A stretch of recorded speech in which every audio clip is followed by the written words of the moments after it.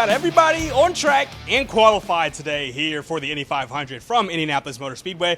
I'm Zion Brown on Pit Pass Live, and for the second time in his career, Alex Palou will start on the pole of the Indy 500. He barely got through the top 12, came second to Felix Rosenqvist to get into the Fast Six, and then he outdueled Alexander Rossi, who started the Fast Six with a very impressive lap, but not good enough to beat the four-time IndyCar champion in that lap. So row one will be Palou, Alexander Rossi, and David Malukas. Row two, Felix Rosenqvist, Santino Ferrucci, and Pato O'Ward. And we did a little bit of an IndyCar exclusive with Alex Palou here just moments ago and got to know his mindset about having to go 31st of 33rd and then having to go third to last in that order for qualifying when it got really hot and the track conditions weren't great.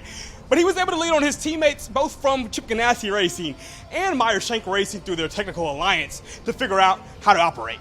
Both of your Ganassi teammates, Scott Dixon, Kiffin Simpson, made the top 12, and then also Felix did as well in that alliance you guys have with Meyer Shank Racing. How much was that able to help you as you did that run to try to get into that top 12? Yeah, honestly, we were very surprised with Felix's speed throughout the day because he seemed to have like almost a mile an hour on us. We were not able to get it. So we thought we were not going to be able to close on him or to beat him on the Fast Six. But don't really know what happened to him on the Fast Six, that he lost so much speed. But so happy that ours worked. Palou now, of course, will be chasing his second straight Indy 500 victory. And now that he's done it last year, he knows what it takes to get there. And I wanted to know what it will look like from now until a week to get to the right mindset for winning the race. You know what it takes to win this race now. What do the next 7 days need to look like to put you in position to be drinking that milk again in 7 days?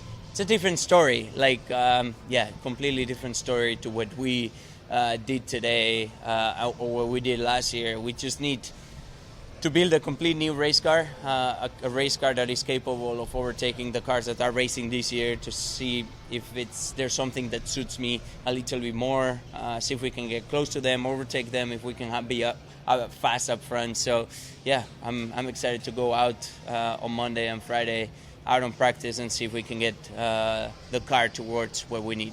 Thanks to Alex Palou for joining us for that Pit Pass Live exclusive. For more, go to our YouTube channel, both IndyStar and IndyStar TV IndyCar, for the full interview with the pole sitter, Alex Palou. A couple other things that stood out to me. Connor Daly with his best starting position ever in this race. Daly will start P8 in the race next week, so good for him. Kyle Collette, the best rookie, P10 for Kyle, making it into that top 12 and really having an impressive showing in that AJ Foyt Racing vehicle. And so I'm curious to see what Kyle does next week, if he can make his way up and kind of learn from Santino Ferrucci, who is notoriously known for making his way up during the race.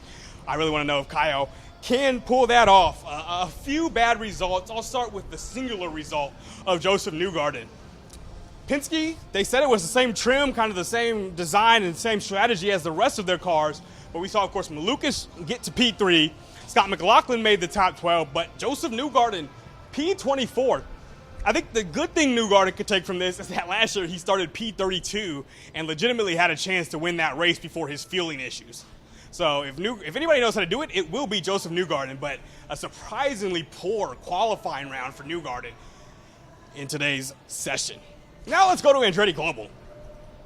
It's just been a rough week. I don't know how else to put it, how else to explain it. It has not been what you expect from Andretti Global, especially in qualifying sims, and it came up again today in qualifying.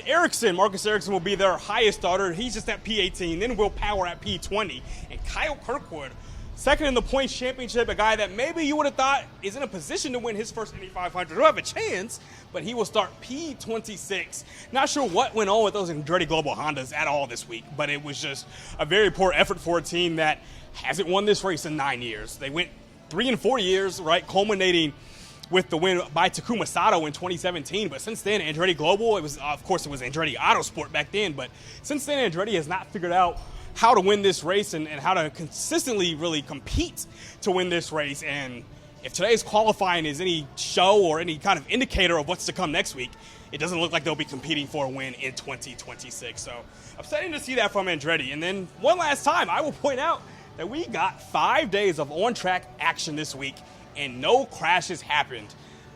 David Malukas and Alex Rossi both joked that maybe all of the drivers are just that good. I don't know what it is. I think definitely no bumping and that not even being a concern in drivers' mind probably played a part into that.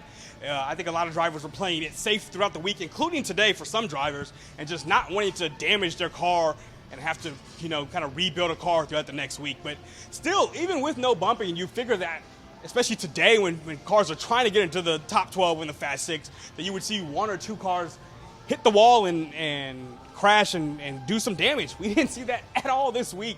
So we'll see. We got a 2-hour practice tomorrow, and then, of course, carb day. We'll see if we see anything there. And then, of course, by the time the 500 itself comes around, we, as always, will expect some crashes with just how jumbled the field is. But I'll have updates tomorrow from what we learned tomorrow. Once again, it's a brief 2-hour practice. But once again, go watch the Alex Palou video. Great stuff with him, the pole sitter. And for now, I'm Zion Brown on Pit Pass Live.